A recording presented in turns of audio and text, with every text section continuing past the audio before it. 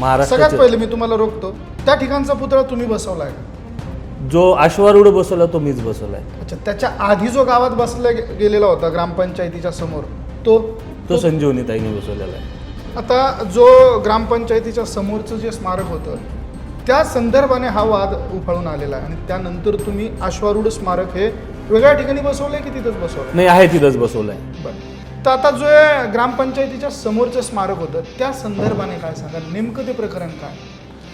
मला त्या प्रकरणाबद्दल एवढीच माहिती मिळाली की ते स्मारक बसवल्यानंतर गावातील काही लोकांचा तिथं बसू नका म्हणून विरोध होता, ते दुसरीकडे बसवा. परंतु माझं त्यांना तेच सांगणं आहे, एकदा शिवाजी महाराज एका जागेवर स्थापन झाले, अख्खा महाराष्ट्र त्यांचा आहे, तिथून काढण्याचं ना मी ना तुम्ही ना कोणीही तो स्वप्नही नाही बघितलं पाहिजे आणि प्रयत्नही नाही केला पाहिजे. त्यामुळे ते प्रकरण काय याच्याशी माझं मतच नाही आहे. माझं मत आहे, मी शिवरायांच्या विचारावर चालतो, मी कुठल्या जातीचा विचार नाही करत.